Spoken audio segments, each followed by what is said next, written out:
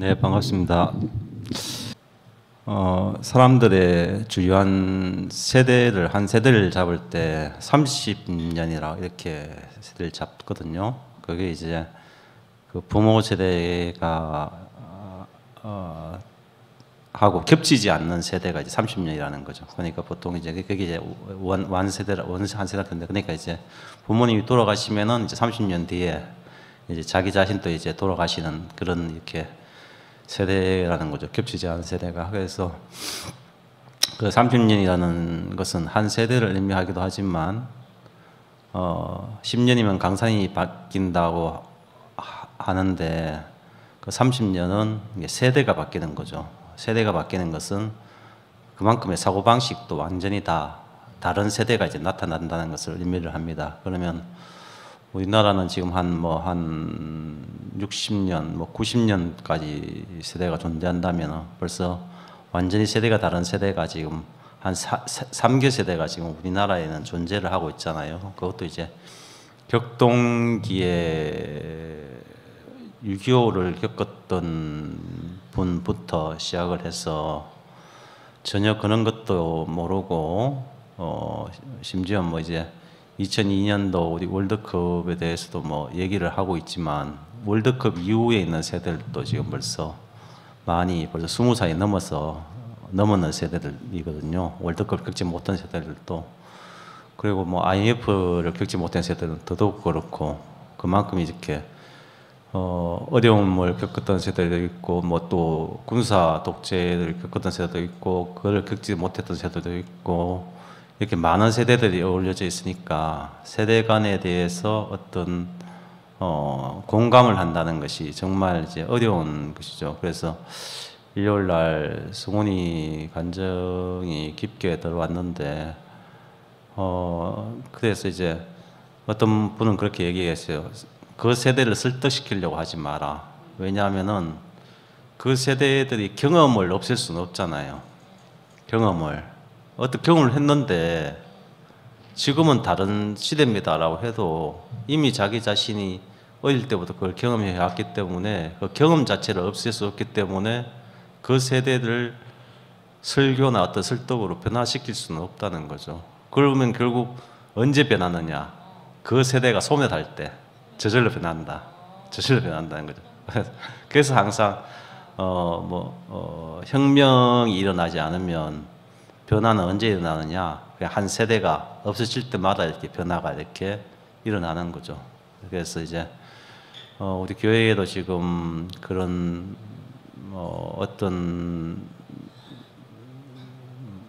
지금 어떤 복음 때문에 이제 어떤 많은 얘기들이 일어나고 있잖아요. 그럼 이 변화는 언제 없어지느냐? 설득으로 없어지는 않는다. 이 복음에 대해서 어떤 소리를 하는 사람들이 소멸될 때 완전히 변한다. 그게 이제 성훈이 이제 얘기였잖아요. 자기는 이모 삼촌들보다 오래 살 거기 때문에 시끄러운 소리를 내는 이모 삼촌들이 다 없어지면은 그때서는 그 얘기 있거든요. 그러니까 저러면서 그건 그렇다. 시끄러운 소리는 당대에 없어지지 못한다. 그러니까 시끄러운 소리를 없애려고 하지 말고 결국 내 복음이 무엇인지를 얘기하는 것이 가장 중요한 거죠. 내 복음은 무엇이냐 이거거든요. 그래서 목사님의 복음은 어떻게 내 복음이 됐는가 하면은 저는 처음부터 이제 목사님을 좋아했던 이유 중에 하나가 제일 처음에 따라왔던 이유는 뭐냐면은 목사님이 저는 뭐 교회를 다니지 않았기 때문에 교회에 대해서 정말 부정적인 사람이었거든요. 왜냐하면은 저는 전성적으로 착한 사람이기 때문에 착하기보다는 약했어요. 약하기 때문에 착할 수밖에 없어요. 왜냐하면은 약간 나빠지려고 하면은 그 나빠진 것 때문에 어떤 처벌받는 것을 두려워해. 선생님한테 혼나는 것을 두려워하고, 야자 시간에 도망을 간다, 친구들 그거 없이. 근데 두드려 만난다. 그럼 저는 그를 두려워하는 거죠. 약했기 때문에. 그래서 누구 물건을 훔친다? 들키면 어떡하지? 그럼 두려워하니까, 약하니까. 그래서 착한데 그런데 어떤 뭐 기독교에서 예수, 천국, 불신, 지옥 이렇게 들고 나오면 자 그러면 선한 것은 상을 받고 악한 것은 벌을 받는다면 천국에 가는 것은 선한 것이고 지옥에 가는 것은 나쁜 사람인데 예수를 믿는 것은 선한 것이고 예수를 믿지 않은 것은 악한 것인데 단순히 예수를 믿는 것이 착하고 천난 거고 예수를 믿지 않고 악하고 지옥 간다는 것이 이성적인 자한테는 이성적으로 받아들여지지가 않더라고요. 그리고 기독교 다니는 뭐 친구를 보더라도 결코 저 친구가 내보다 착하지는 않다. 그 만약에 착하지도 않은데 예수를 믿는다는 이유로 천국에 간다면 그 하나님은 저한테는 불의한 하나님입니다. 그러므로 나는 그런 하나님을 믿지 않겠다. 이래 됐거든요. 그런데 이제 영인을 따라서 목사님을 만나면서 교회가 아니다 해가지고 이제 한번 가보자 해가지고 울산교회를 처음 이제 접했는데 처음 접하니까 분명히 교회가 아니다라고 했는데 그 당시 뭐 벌써 초창기였으니까요.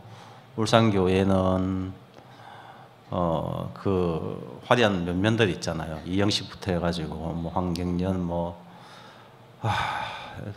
그 형들이 얼마나 극성스럽게 목사님을 대하고 찬송을 크게 부르고 뭐 이게 리액션을 크게 하고 제가 제일 처음에 만났던 울산교회에서의 대구교회 모습은 교회다였거든요. 왜냐하면 다른 교회를 안 가봤기 때문에 비교할 수는 없지만 그 찬송가의 분위기와 형들의 모습과 그리고 목사님의 처음부터 끝까지 제가 알 수 없는 용어, 성경적인 용어들 얘기를 하니까 그래서 제일 먼저 가졌던 게 교회인데 내가 속았다. 내가 영일이한테 속았구나. 또 예수쟁이한테 속았구나 하는 것이 제가 제일 첫 번째 느꼈던 교회의 느낌이었습니다.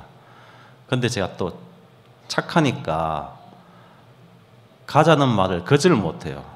속은 거절하고 싶은데 좀 이 새끼 안 찾아왔으면 좋겠는데 자꾸 찾아와가지고 자꾸 계속 와가지고 그래서 저는 이제 끌려가는 심정으로 계속 끌려갔거든요. 끌려가고 또 끌려가고 거절을 못해가지고 그래서 세 번째 끌려갔을 때인데 그때 이제 목사님이 이제 어떤 비유를 했는데 사과장수 비유를 했어요. 그때 사과장수 비유 그 여러분들도 잘 알고 있던 두 사과장수가 이제 두 사과를 다 판 얘기를 했는데 그 얘기를 들으면서 처음으로 제가 느낀 게 뭐냐면 저는 똑같이 두 사과장수가 다 사과 상자를 다 팔았잖아요. 그런데 한 사과장수는 사과 상자 안에서 제일 좋은 것부터 먼저 골라서 바구니에 담아서 팔았고 한 사과장수는 재고를 우려해가지고 제일 나쁜 것부터 먼저 팔아서 그래서 한 사과장수는 점점 나쁜 것이 나오고 있는데도 불구하고 그 소쿠리에 담는 마음은 그 중에서 제일 좋은 것을 담는 마음이었고 한 사과장수는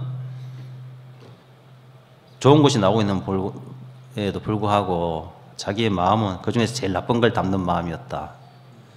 그래서 둘 다 팔았어요. 한 상자를. 근데 누가 천국을 노렸느냐 그 비유를 그때 했어요. 목사님이. 그래서 그 비유를 들으면서 제가 인생이 끝난 건 똑같은데 두 사과장수 다 팔았으니까요. 끝난 건 똑같은데 그런데 다르게 살 수가 있구나. 살 때 다르게 살 수가 있구나. 그게 처음으로 저한테 느껴졌어요. 다르게 살 수가 있구나. 그래서 교회에 한번 남아봐야 되겠다. 그래서 이제 교회에 이제 오게 된 이제 계기가 됐거든요. 그래서 교회 오게 됐는데 여러분들도 경험했다시피 참 쉬운 교회였습니다. 목사님이 존재하는 동안은 쉬운 교회였는데 이게 참 그 인격의 교회 안에서는 분명히 누리는 건 쉬운데 양식이 떨어지니까 광야에 있어서도 이스라엘 백성들이 견딜 수가 있었던 것은 만나가 계속해서 만나와 메추라기와 생수, 목마를 땐 생수와 계속해서 하나님이 인도가 있었기 때문에 40년 동안을 견딜 수가 있었잖아요. 그것처럼 대우교회 그 3, 40년의 기간도 목사님이라는 만나와 생수와 메추라기가 계속 공급이 되니까 견딜 수가 있는데, 그럼 목사님이 모세가 없는 이스라엘 백성, 목사님이 없는 대구교회 신도들, 그 어떻게 될 것이냐, 이게 문제였는데, 결국 이스라엘 백성들은 가나안 땅에 가서 결국 자기들이 곡식을 심고 열매를 거두고 사는 것이 최종적인 목표였다면, 대우교회의 최종적인 목표도 결국은 목사님이 없어도 살 수 있는 그런 교회가 이제 대우교회의 목표가 돼야 되는 거잖아요. 그런데 그 전에는 이제 이 복음이 나오기 전에는 그게 참 요원했죠. 요원했습니다. 목사님의 큰 빈자리를 누구도 채울 수가 없는 그런 복음이기 때문에, 아마 목사님이 이 복음을 주지 않고 돌아가셨으면은 지금 아마 교회는 맨날 목사님 말씀 틀어놓고, 아니 맨날 목사님 책 끄집어내 놓고 자 읽어보자 하고 또 공부하는 모습 비슷하게 되지 않았을까요? 그런데 지금 목사님이 돌아가셨는데도 목사님이 우리에게 주신 나다 너다 만유다, 모든 만유를 포함할 수 있는 그 복음을 주고 가셨기 때문에 목사님의 빈자리가 바로 나로 이제 대체가 된 거잖아요. 나로 대체된 거야. 내가 목사님이다. 내가 십자가에 떼어낼 수 없는 예수가 나다라고 하는 그 복음으로 인도가 됐기 때문에 목사님이 부재함에도 불구하고 우리가 그 부재함에 큰 빈자리가 이제 느껴지지 않는 거죠. 그런데 자기 안에서 나다라고 못되는 사람은 목사님의 그 부재함이 지금도 느껴지기 때문에 깊게 이제 교회에 오지 못하고 있는 경우가 있더라고요. 아직까지도. 목사님 뭘 주셨을 때는 좋은데 목사님 있을 때는 뭔가 준 것 같아. 이 복음이 왔을 때도, 이 복음을 말했을 때도 목사님이 말씀하시면은 다른 사람이 나다 너다 하는 것보다 훨씬 더 뭔가 있는 것 같아. 그렇게 느낀 사람들은 그 목사님이 말씀할 모든 것들은 다 이렇게 받아들여지는데, 일반 형제 아무것도 아닌 형제가 나와서 이 복음에서 나다 너다 만유다라고 하는 것은 아이고 또 저 소리네 이렇게 받아들여지지가 않는 거예요. 그 이유는 자기 안에서 나다가 안 되기 때문에 그렇거든요. 복음이 나다가 되면은, 이 복음이 나다가 되면은 어떤 형제가 나다라고 할 때 저절로 딱 포함이 돼요.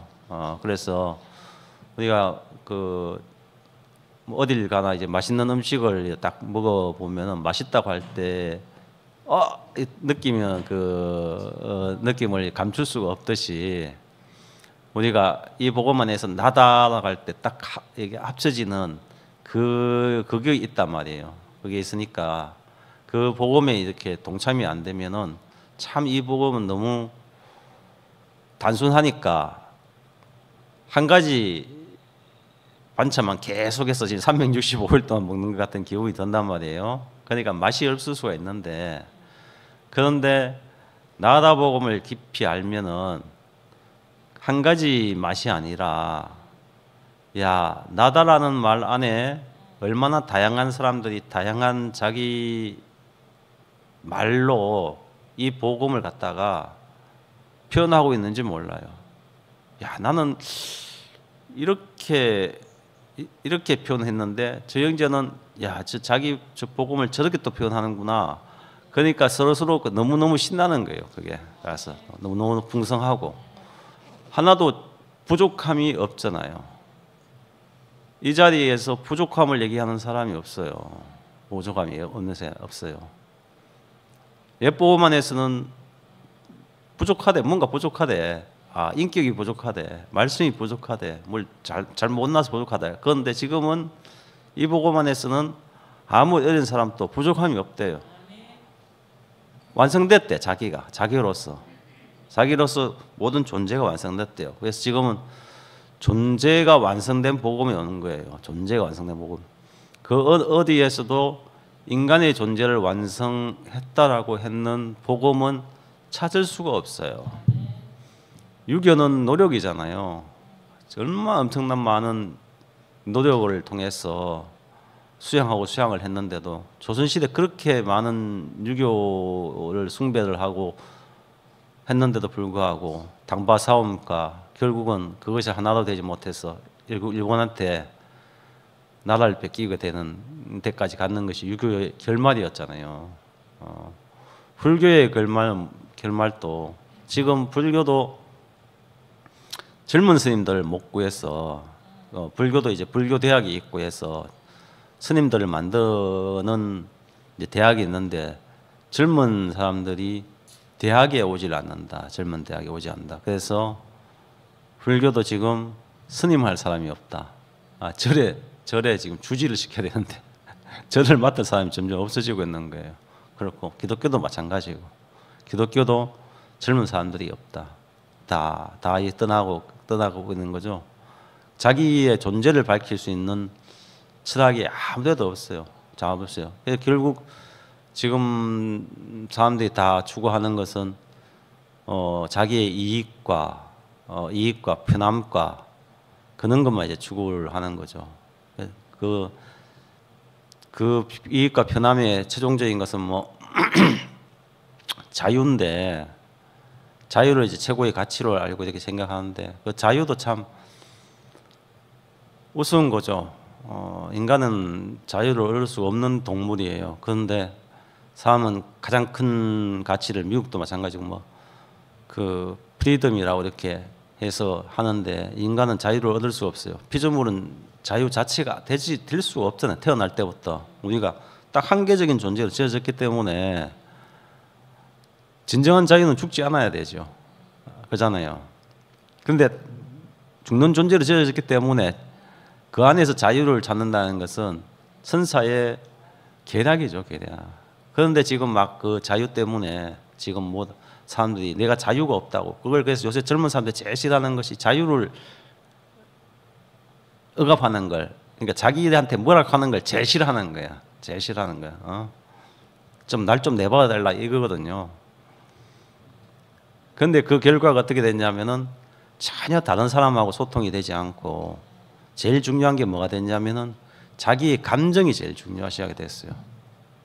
그러니까 내 감정이 옳다라고 되니까 이게 누구하고도 연합이 안 되는 사람이 됐어요. 지금 보면 그래서 내가 조금 누구한테 상처되는 말을 받았다. 그러면 거기에 대해서 내가 이 녀석들 이 내한테 상처 준 사람한테 내가 복수를 해야 되는 거야. 복수를 못하면 신고를 해서 학폭 열어가지고라도 내가 저 녀석한테 내가 학폭을 당했다라고 이렇게 하셔야 되니까 예전에 우리 다닐 때는 그냥 선생님이 뭐 몇 마디 혼내면 끝낼 일을 지금은 그 사소한 말 몇 분 때문에 학교에서 학교폭력위원회가 계속 열려요.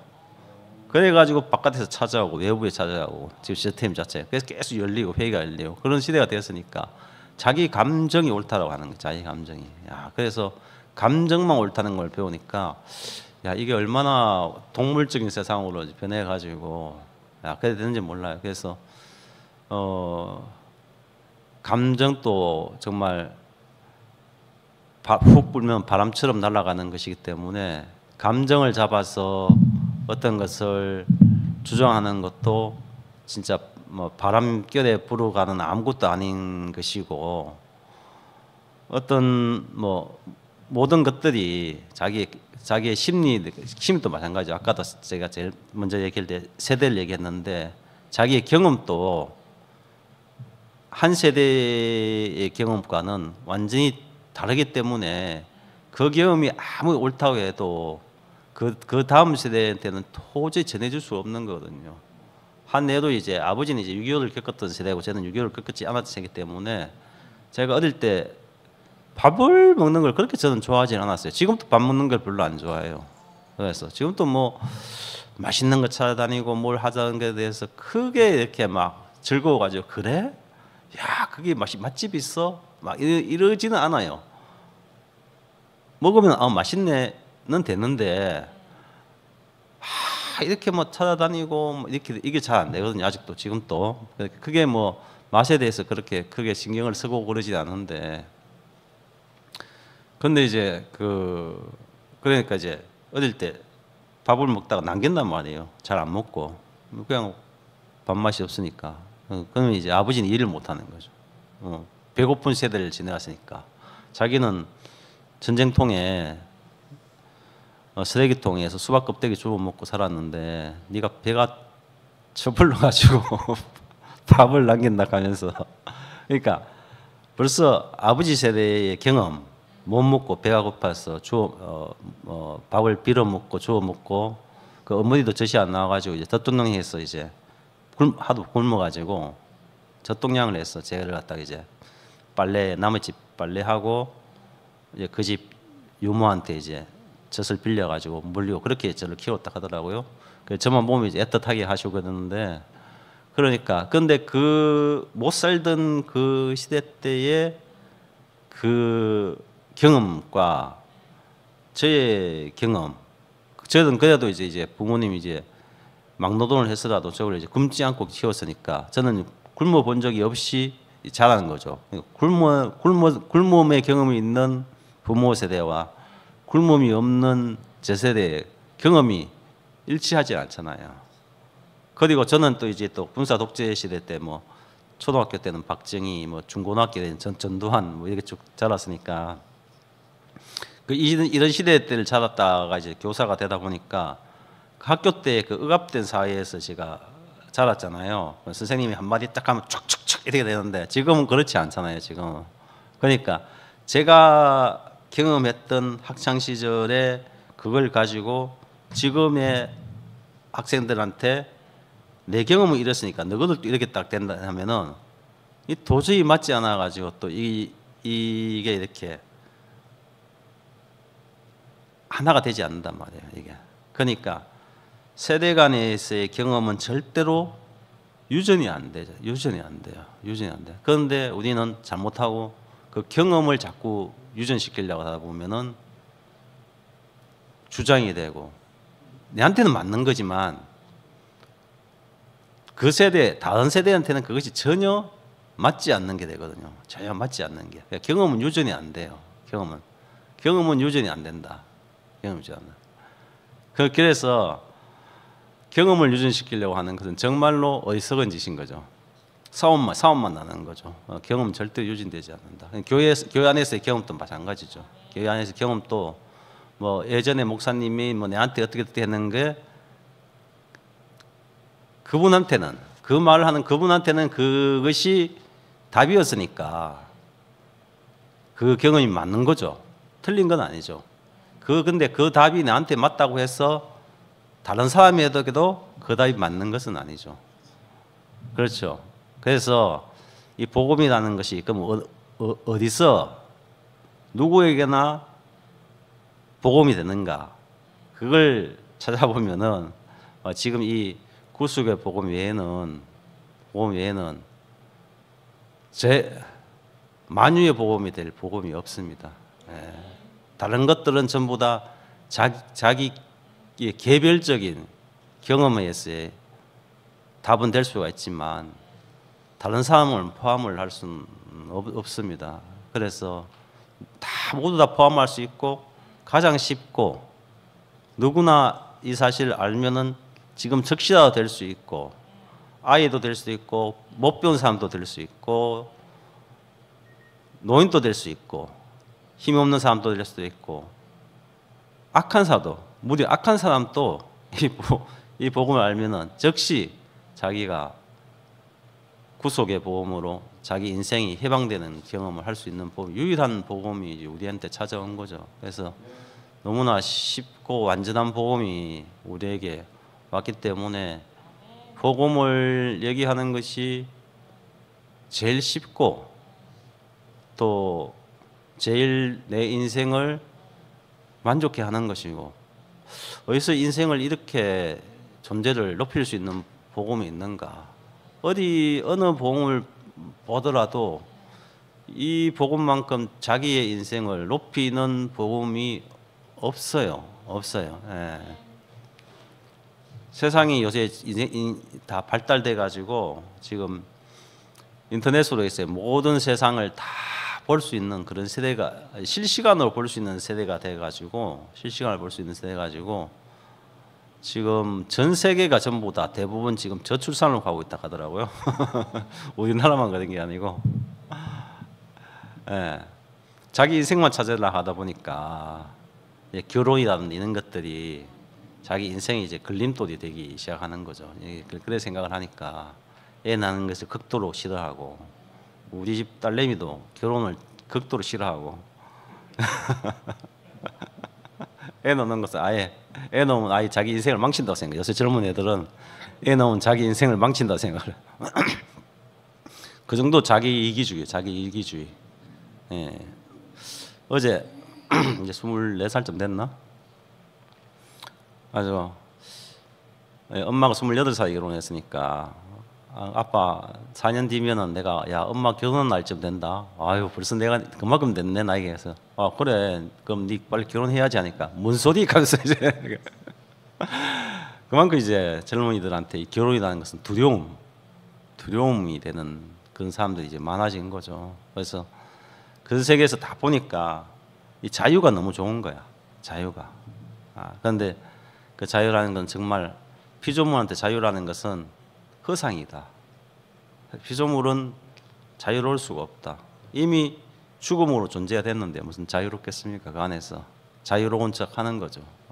그래서 그 허상 속에서 사로잡혀 있는 모든 인간들에게 가장 그 존재의 자유를 줄 수 있는 것은 존재의 가치를 올리는 것이야말로, 자기 존재의 가치를 올리는 것이야말로 가장 큰 자유입니다. 다른 게 아니고요. 내 존재의 가치가 어느 때 이만큼 높아졌는가? 무엇을 통해서 이만큼 높아졌는가?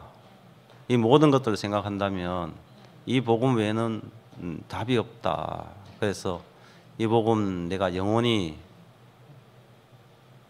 찬송해야 될 복음이고 말해야 될 복음이고 끝까지 가야 될 복음이고, 그 나머지에 대해서는 내 일이 아니다라는 생각이 들더라고요. 그래서 저는 목사님이 교회를 걱정하지 말라는 말이 너무 맞는 것 같아요. 그거는 우리의 걱정이 아니고 하나님의 걱정이고, 예수의 복음도 예수의 제자들에 의해서 펼쳐진 게 아니잖아요. 예수의 제자가 아니었던, 예수를 죽이고자 했던 바울이 오히려 예수를 죽이자 하고 올라가다가 다메섹에서 네가 맨날 누구냐 이래가지고 거꾸로 전향이 되는 상태에서 이렇게 된 거잖아요. 어떻게 우리의 복음도 어떻게 될지 몰라요. 우리를 죽이고자 했던 저 투피엠이나 떠난 저 함께 가는 교회에서 어느 누군가 눈이 뒤집혀가지고 바울처럼 이열의 복음 아니다 했다가 아니다 이열의 복음이다 이래가지고 어떻게 될지 몰라요. 그건 하나님의 일이시니까. 하나님이 누가 바울이 될지 몰라. 누가 바울이 돼서 모든 교회, 이방의 교회, 만방에 이 복음을 펼칠지도 모르죠. 그러니까 교회의 걱정은 하나님이 바울을 만드는 걱정처럼 하실 거니까 하나님에게 맡겨주면 되는 거고, 우리는 지금 할 수 있는 일은 이 복음을 더욱 복음 되게 내 인생이 아니다 하는 사람들은 무조건 이 복음으로 와야 돼요. 그 아니다라는 인생에서 가장 빚을 주는 복음이니까요. 내 인생은 왜 이래 하면 그 왜 이래 하는 인생에 가장 답을 줄 수 있는 인생이고, 내 인생이 너무 목마르다 하는 인생에서 가장 생수를 줄 수 있는 인생이고, 내 인생이 너무 힘들다 할 때 그 힘든 걸림돌을 없애주는 복음이고, 지능창에 쓴 사람에게 꺼내줄 수 있는 복음이고, 그 모든 사람에게 자기의 인생에 답을 줄 수 있는 복음입니다.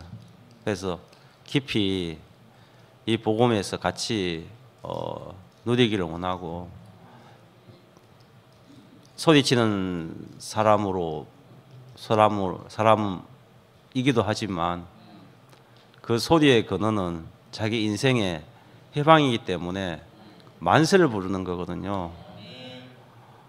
1919년 3.1 만세 운동이 처음으로 일반 여성들이 만세를 했던 사건이라 하더라고요. 옛날에는 여성들이 나왔던 적이 한 번도 없대요. 그리고 만세는 누구한테 불렀냐면은 천황한테 불렀던 것이 만세고, 우리나라 임금님한테는 천세라고 했죠. 그러니까 천세고 만세. 그러니까 만세까지 사는 것은 황제만 할 수 있는 건데, 근데 우리가 사람한테 붙인 게 아니고 나라한테 붙였죠.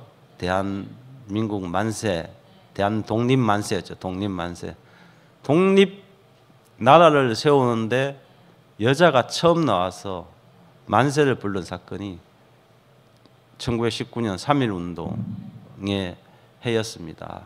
그래서 만세라는 사건이 가벼운 사건이 아니고, 그 남자 중심의 사회에서 완전히 소외되었던 그 여성들이 나라를 독립에 앞장서는, 그래서 유관순이라는 사람이 나올 수 있는 그 계기가 되는 것이 1919년에 혁명적인 그 일이었거든요.